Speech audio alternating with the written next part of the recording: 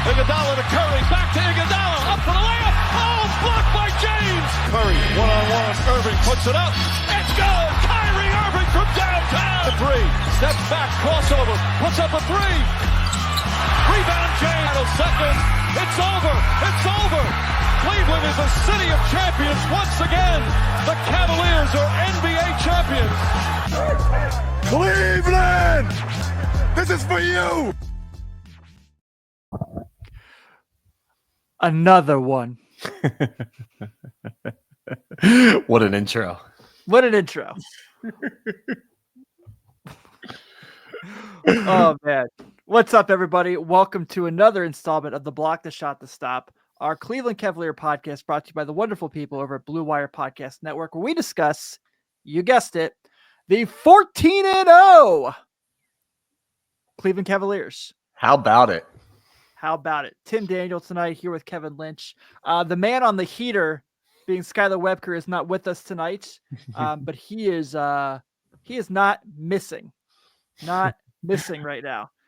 Has hit all three of his picks this week. He has taken that luck I had the first few games, and he has rolled with this. He took Donovan Mitchell tonight to be the leading scorer in the game at plus 140. So I hope you really place that bet, Skylar, so you get to reap your benefits. And I'm pretty sure, if my count's correct, I don't know if anybody else is counting, this puts us back over 500 for the year. Sure does. I believe we're 8-6 now. 8-6, baby. Hey, you're making money. That's all you can ask for. Yeah, and then people say we don't know how to bet. One person in particular, but hey, we will take it. So the Cavs open tonight, their first game in the Emirates NBA Cup, and they will be, after tonight's victory over the Bulls, they will be in second place due to point differential, and of course the fact that the Atlanta Hawks have played one more game than they have, and the Hawks are putting it on the Wizards right now. So as we are recording, so Kevin.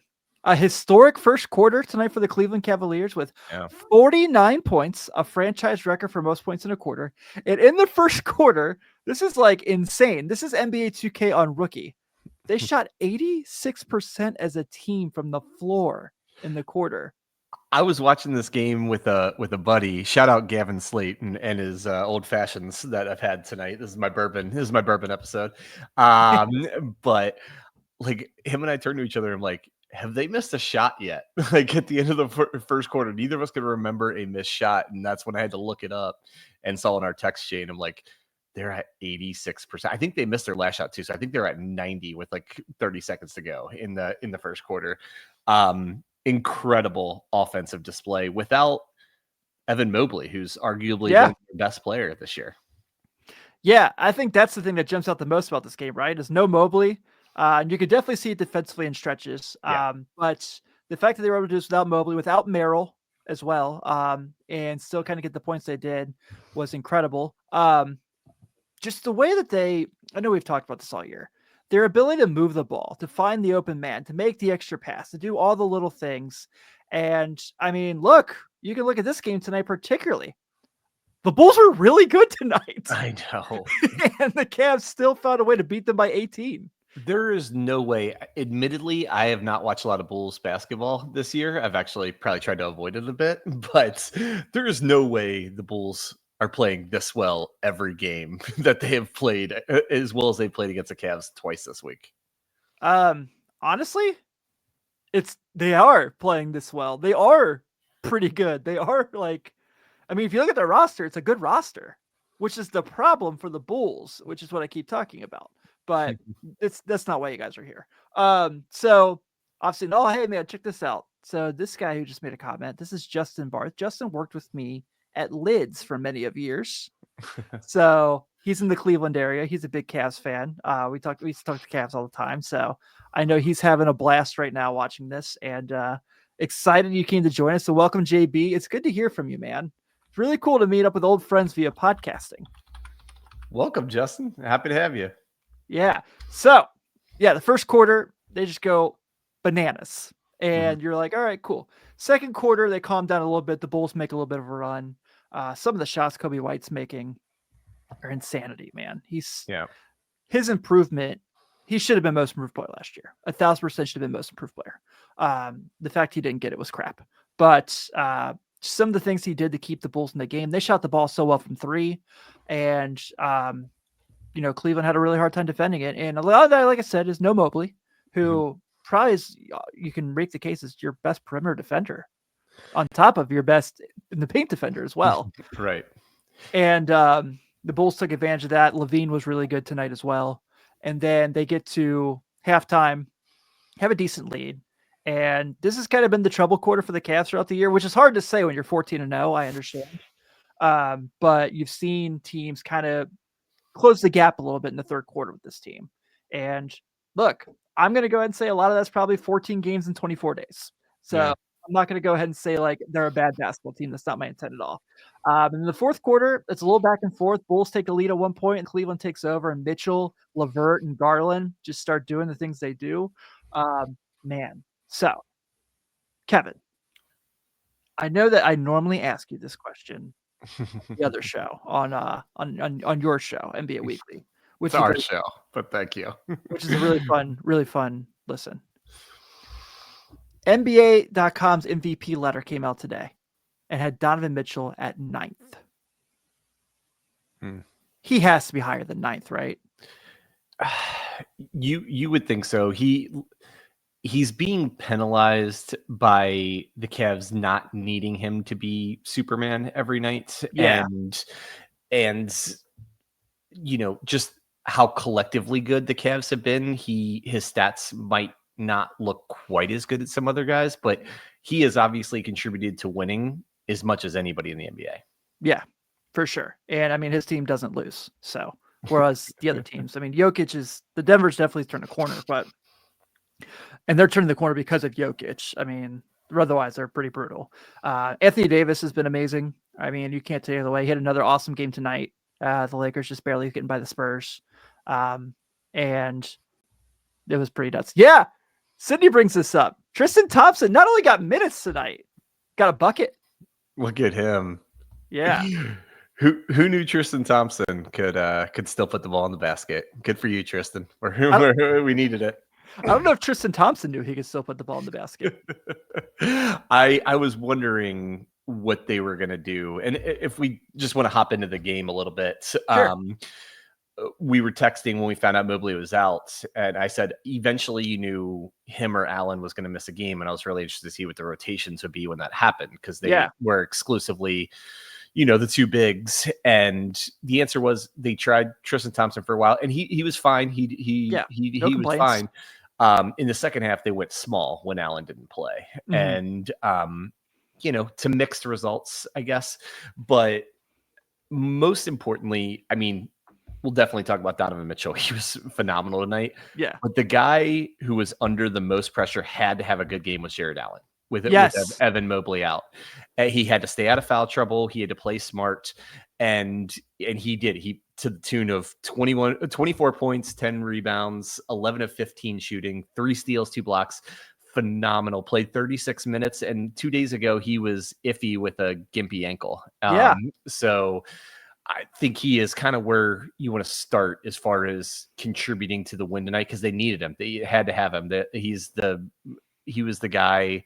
They could not have won this game if he wasn't good. And he was better than good. He was great tonight. He was great, especially because you kind of seen him I wouldn't say take a step back these past few games.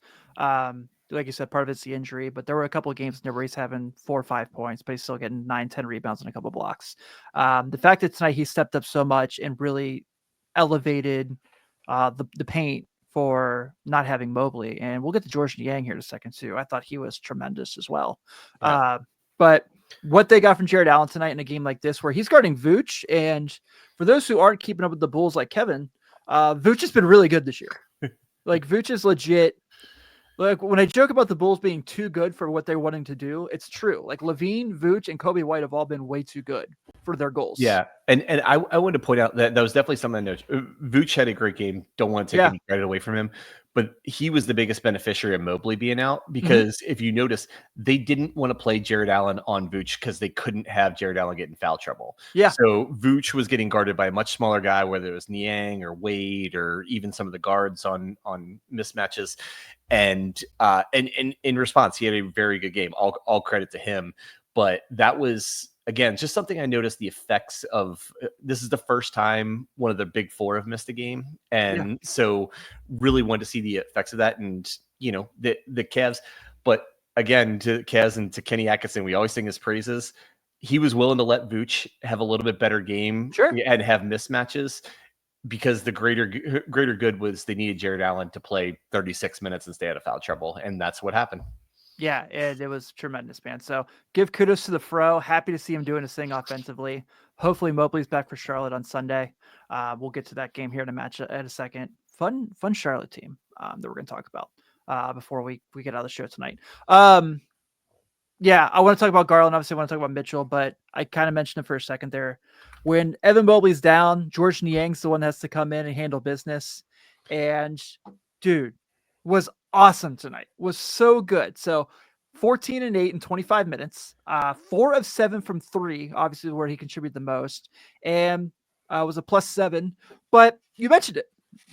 He had to guard Vooch tonight. He had to kind of he had Patrick Williams on him, and Patrick Williams is for everything Patrick Williams is not, man-to-man defense is what he's really good at. Mm-hmm. And George was able to stretch the floor on him. And that's where Patrick Williams is normally a pretty solid perimeter defender and did not have that tonight. So because George was was doing so well shooting the 3 and just did a great job filling the gaps, was a really good screener tonight, kind of making plays for Garland and Mitchell to kind of get in the paint. And it was just a really, really solid performance overall. I know people aren't going to freak out over 14 and 8, but if you watched how George played tonight, he was everywhere this team needed him to be. Yeah, he was. And admittedly, we've talked in this podcast. I won't say which of us said this quote, but we questioned George Niang being an NBA player because he had the same body type as one of us does. So, but he honestly, he's been really good the whole year. And he's one of the guys we've talked about the least, but he has really been a solid contributor. And, I don't know if it's because, watching him in spurts when he's with the Sixers and with others teams, I just wasn't very impressed. But now seeing him night to night contribute, especially contribute in the ways that the Cavs need him to, playing, against bigger guys and playing power forward and, even tonight playing some center, was really, really, really good. Very impressed by him tonight. Yeah, me too, man. He was absolutely awesome and just exactly what they needed from that spot, especially just kind of taking advantage of those Mobley minutes. You're taking a step back defensively there, obviously. But what he brought probably pretty similar in offensive production to what Mobley's done for most parts this year. I mean, he's had some big 20-plus games, but you take those games all the time. Where should we go from here, man? There's 3 other guys we really got to talk about. I don't know if I want to kind of close out with Mitchell. So you want to go Garland or you want to go LeVert? Let's go LeVert and just the whole bench and touch on the bench a little bit, led by LeVert. LeVert was definitely the key contributor tonight. 22 points, 8 assists, absolutely phenomenal. Played some really good defense, just so much playmaking coming from him. Yeah. Playing, again, another guy who played a little bit bigger than he's used to, maybe playing up a position with Mobley being out and really contributing there. I mean, he was plus 18 off the bench and just thought he was phenomenal. He, in particular, had a really good fourth quarter between him and Mitchell. They're the two that took over that fourth quarter and made the run to finally pull the Cavs away from the Bulls. But the whole bench, tonight, the bench was a little bit shorter. Tristan Thompson played and Craig Porter Jr. played each about 4 or 5 minutes. But they mostly played 8 guys tonight where they've been playing at least 10. So everyone kind of took a step up in minutes. Ty Jerome, another really solid game. TJ Maxx, 7, 4, and 4. Thought he was just really, really solid. And while the numbers aren't the best, I really liked the game that Dean Wade played tonight. Me too. I thought that was his best game since he came back from missing a couple. Even if the stats didn't show it, he was just super active and involved and made some really big defensive plays in the fourth quarter. And it showed because he ended up being in the closing lineup where I didn't necessarily expect him to be tonight, but he thought he was really, really good as well. And yeah, and I'll I guess close out my thoughts with Garland and let you go to Mitchell. But like Garland, just another phenomenal game. The guy is just so. I hate to make I don't like making comparisons in general, especially comparisons that could be unfair to a young guy and everything. But like, he's just looking more and more like Kyrie. Isn't He he? really I is. thought the Like same thing. the ball handling and the speed to get past guys, the ability to hit open threes. Like, he really is turning into like the younger version of Kyrie, Kyrie 4 or 5 years in with the Cavs. And man, he, like you said a couple episodes ago, there's multiple guys on the team that could be most improved player. Garland would probably be comeback player after just having a year from hell last year, with everything, and then coming back to be even better than he was, 2 years ago when he was an all-star. Really, really impressive, and just another guy that really showed out tonight. Man, you aren't kidding. So another game for Garland with 29 and 9, 9 of 18 from the floor, 4 of 7 from 3, all 7 free throws made. Did have 5 turnovers, but you expect that in games like this. And, as long as you're plus in the turnover differential, that's fine with me. He was still a +4. So as your point guard, you could ask for that more. And I also saw somewhere where he is now hit multiple times. So if you're betting for first basket of the game, I guess he's become a pretty reliable bet wager. So I'll have to keep that in mind for Sunday. Yeah. I don't know. LaMelo Ball's tall, so that's probably who's going to be guarding him. But we'll see how that goes. But yeah, man, just the things that Garland's able to do, not just the fact of making plays and the passes he's making. He's having this end around passes to get to the ball to Allen and Mobley in the paint most of the time. The way he's finding guys in the corner, and it's just been really fascinating. And we know he's obviously not a dunker, but his ability to get to the rim, like you said, it's Kyrie-esque. Maybe not as good of a finisher as Kyrie, obviously. I don't know anyone that is. Right. But still the tendencies that he has and still the ability to kind of get there and get past people bigger than him, contest people at the rim that are going to block his shot, that are guys the size of like Patrick Williams and Vucevic and guys like that. Just super impressive. What we've gotten from him is they probably thought he'd be really good this year. I don't know if they thought he was going to be this good. Yeah. Now, and maybe this is where we transition in a second, Garland and Mitchell are probably 2 of the top 5 guys in terms of burst while they're dribbling, like how quickly they can get past someone to the basket. And it really shows, and you're right, nobody finishes like Kyrie, but Garland's doing a lot more finishing with his offhand this year. That's so impressive. And not only finishing, but like the Cavs had 21 threes tonight. How many of those were on kickouts off of Mitchell or Garland penetration? Probably quite a few. So he's blowing by people, making the defense collapse, and then finding the open shooter. And thought he, if it wasn't for Donovan Mitchell, might have been the player of the game. Yeah, would have been for sure. So let's talk about Donovan Mitchell. Sure. All right. So making his case to get his second Eastern Conference Player of the Week in 3 weeks. Are we going to get the voter fatigue like we do for the MVP? Are they just going to make sure a Cavs guard doesn't get it next week? I don't know who's going to be able to take it from him. But another 30-point game. The fact that both these guys have completely outplayed White, I shouldn't say completely, that's not fair. The fact that they have outplayed White and Levine twice this week, who are 2 really good players. I know you and I have different opinions on Zach LaVine, but I'm telling you, the discourse is finally going to his favor. I don't know. I guess you can consider, he wasn't very good tonight, but I guess people might consider Josh Giddey and Kobe White to be the backcourt now, but I refuse to acknowledge Josh Giddey. But Mitchell tonight, and I talked about this the other night with Skylar.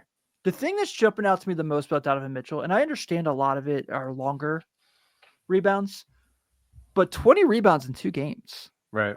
For a 6'2" with shoes on guard, who is just going to be able to shoot so well. He blocked a shot tonight.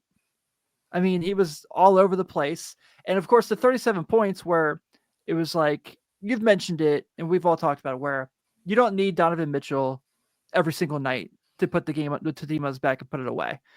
They probably didn't even need it tonight, but he still managed to give it to them. And what he's doing right now for this team, I think right now, you can make the case he's been the best player in the East so far this year. and shocking considering who his teammates are and how well they're playing. But what he's bringing right now is second to none. And this is another thing where when they cashed in for Donovan Mitchell, I think they thought, okay, we have an all-star. We have a superstar. I don't know if they thought we have a perennial MVP candidate. I'm with you, and he is, and the kind of what has impressed me the most, like he's always done so many things so well. The burst to get to the basket, and the 3-point shooting, particularly off the dribble. This year, not to say he hasn't always been able to do this, but just I think he's taken another step with it. Is the jump shooting off of movement, like almost Steph Curry-esque, like where he is being willing to play a little bit more off the ball, go off a screen, relocate, and shoot threes like off of where his feet aren't even set when he catches the ball. And he's turning into, like, again, always a great scorer, always a great shooter, but I think he's like getting up to like becoming one of the best jump shooters in the league. Yeah, I completely agree. What he's able to do has just been really awesome. Skylar is hanging out on his off night. Shout out to him. Can Mitchell and the Cavs beat the media bias to win an MVP? Beating the media bias would be tricky, but the trajectory they're on right now, you look like the ceiling's probably 65 wins, I would say. Like 82. we talked. Yeah. I mean, obviously, yes, but I think that he certainly is in the conversation, man. I mean, it's hard to argue against him. I agree with you. If the Cavs play, close to this well and gets that 65 win mark, let's be honest, the MVP often goes to the best guy on one of the best teams in the league. Right. Mm-hmm. And so if the Cavs are one of the best teams in the league, that increases not only Mitchell, but everyone's opportunity to get awards at the end of the season. And Mitchell right now, I looked it up because we were talking about his jump shooting, career high in 3-point percentage. Like he's at like 40, 41, 42 a game after tonight. And the only real thing that more than the media bias that could hurt Donovan Mitchell is how good all of his teammates are playing and that he's not needed. And I don't think he cares about that at all. I don't think so either. So I think it'll come down to if he plays as well as he's playing and the Cavs play as well as they're playing, and he's going to be in the running for MVP. He's going to be in the running for first team NBA. The league is loaded in guards, but I take him over just about anybody the first 3 weeks of the season. Yeah, absolutely. So now they're at 14-0. Here are the other teams in the last 80 years have gone 14-0 better, and how they finished the year. The 58 Boston Celtics went 14-0, lost in the finals. The 2003 Dallas Mavericks went 14-0, lost in the conference finals. The 1949 Capitals went 15-0, lost in the finals. The 94 Rockets started 15-0. They won the title. The 2016 Warriors, who we've talked about multiple times already, 24-0. And of course, are the reason that we have the name of our podcast with that season. So really nice company. And right now, the Cavs are listed at plus 1,800 to win the NBA title. I feel like that is worth even a hedge. So, yeah. It's awesome. It's such an awesome start to the season. And the biggest thing, and we talked about this on the NBA Weekly podcast that came out this morning. You got to keep riding this wave as long as possible. Of course, they're going to lose eventually, but like you're creating a little bit of a gap between you and Boston. The Cavs are to get the number 1 seed. And that's the most important thing, but almost as importantly is the gap you're creating between them and the third place team to where it become a no-brainer that they're going to be a top 2 seed. Along with that, I think it was very encouraging tonight that they won a game without one of the big four. Their injuries have been crazy around the NBA this year. They have, yeah. The Cavs obviously have missed a couple guys here and there, but like have been about as healthy as anybody, particularly with their top players. And the fact that, no Evan Mobley, who is absolutely crucial to everything the Cavs want to do. And they could still, for as good a game as it was, and as good as the Bulls played, in the end, it was an 18-point win.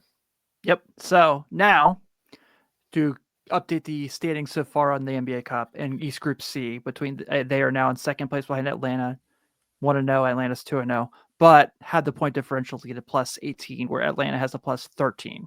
So these are important things in the Cup. If you're kind of following along and are a total nerd about this like I am, these are the kind of things to take a look at. So things are trajecting up. Obviously, we know what Tuesday is, but we have one more game before that. It's not a Cup game, and that's this Sunday when they play the Charlotte Hornets. And the Hornets are going to be coming off a back-to-back, Kevin, where they are going to be at home on tomorrow, hosting the 4-8 Milwaukee Bucks, and then right after that have to come to Cleveland. So I don't know how you feel about this Charlotte Hornets team, but they're fun to watch for me. They have a ton of talent. LaMelo Ball has been really good this year, 36-5. And Brandon Miller is one of my favorites. And then they have my man Trey Mann out there rocking the old. He's got everything but the Reebok contract at this point. But are also a team that is very susceptible to defense. And what I mean by susceptible, they don't play any. And so they're coming off of a 114-89 loss to Orlando. They have a lot of young talent. They're a team that's kind of getting better and better by the day, but a team that, again, if you look at on paper, you feel pretty good about the Cavs' chances. I mean, I know Trey Mann hasn't missed a free throw yet this year, which is kind of cool. If you keep them off the line, you feel really good because they have multiple guys shooting over 83%. And like I said, LaMelo Ball's definitely been really, really good this year. But I feel pretty confident about Sunday. Also, the new Blue City jerseys debut that night. The new court debuts that night. And I actually have an off day that night. Couldn't ask for more than that. I am also confident for Sunday. I do think Charlotte has some fun young players to play for them. At the same time, the Charlotte Hornets start Taj Gibson in 2024. Yes. The Cavs should not lose to a team that's starting Taj Gibson in 2024.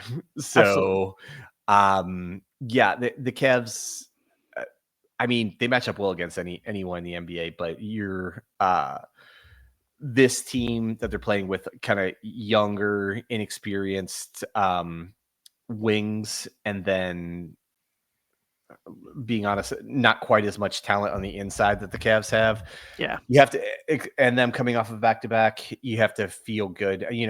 Like you said before, this is the NBA. Anybody can beat anybody, but Sunday is a game. You feel very confident as long as the Cavs approach it seriously, take the game seriously, like they have every game this season. You feel really good about them extending it to 15-0, entering Boston on Tuesday night. Yeah, absolutely. And it also still sounds like Charlotte's waiting to get Nick Richards back. So that makes you feel even better. Skylar messaged us and said he's still in the league. I'm assuming that's to my Taj Gibson comments. It's amazing. Yes. Well, he was out of the league. He was fine. And then all of a sudden he gets the call to go to Charlotte. I don't understand because he's been out of the league 3 or 4 times and Tibbs keeps bringing him back. Like Tibbs isn't even the Hornets coach. How is he even there? And how's he starting?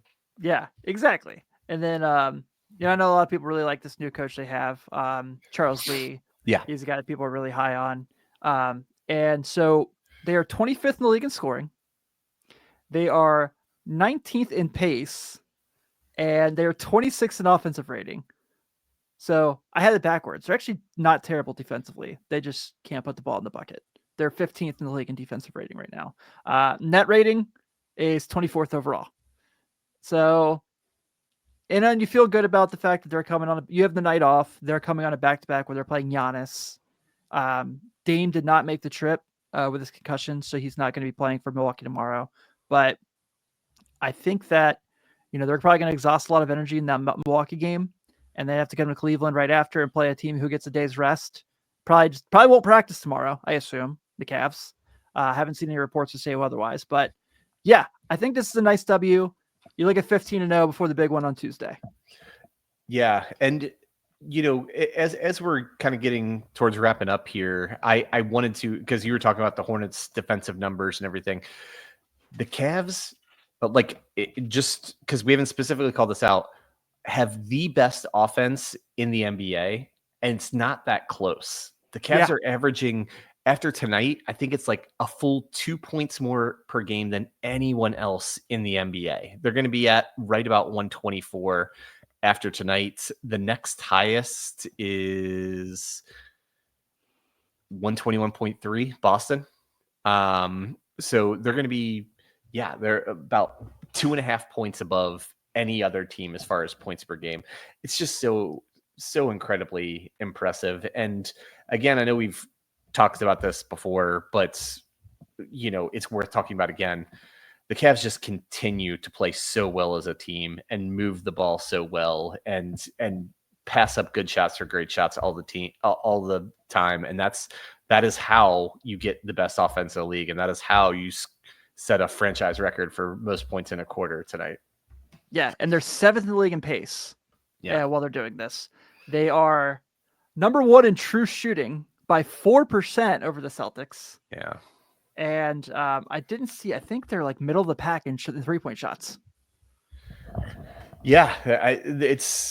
They're so incredibly efficient and have so many contributions coming from everywhere on the roster.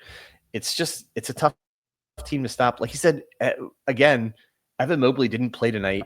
He has been about as good. He's been about as good a big man as any big man in the Eastern Conference this season. Mm-hmm. And they scored 144 points without him. And he has been he's been a great defender his whole career. He's been a real key to the offense this year. And to perform that well offensively without such a key cog in what you do just shows you how good this team really is. Yeah, I saw right now he's 2nd in projection for most improved player. Yeah. So, which I think we kind of suspected that would be the case. But how we feel about that. All right. Well, before we get out of here, I want to give a quick shout out. Skylar has been doing some great business transactions for us here at the Block the Shot to Stop, and got us hooked up with a gentleman by the name of Myles O'Malley, who, if you follow on social media, is doing all these really cool Cavs graphics on a night-to-night basis, celebrating the wins, and has really cool drawings. Really, really talented guy. And I think we got consent that we're going to be able to use his stuff on our thumbnails and things like that for the future. So thank you for that, Myles. We're definitely excited to be working with you. And shout out to Skylar, Josh, striking up that relationship. Definitely worth a follow. Let me go ahead and I'll put that up on the screen if anyone. I don't know. I don't know if he's on my neck of the social media world anymore. Now that I'm not over on the other one, on the bad guy site. But make sure I get this here. So there's the account if you want to give that a follow. The art is really cool. It's really, really impressive. So make sure we get that out there as well. But yeah, other than that, before we take way too long, it's Friday. We're 14-0. We're talking about a really fun team. The Cavs are awesome. And Kevin and I had a lot of fun. Skylar's had a lot of fun. I am going to go enjoy my weekend and just chill, put my feet up, watch a movie or 10. I don't know. I got a lot to catch up on. You should enjoy your night off Sunday. We got our normal post-game show on Sunday, and we are going to do a little bit more extensive preview for that Cavs Boston game on Tuesday, because it's going to be one of the biggest games in the NBA this season. I know it's just a regular season game. Win or lose, the season goes on, but I'm really interested to see how this version of the Cavs matches up against the world champions. Me too. And then after that, the Cavs have a break.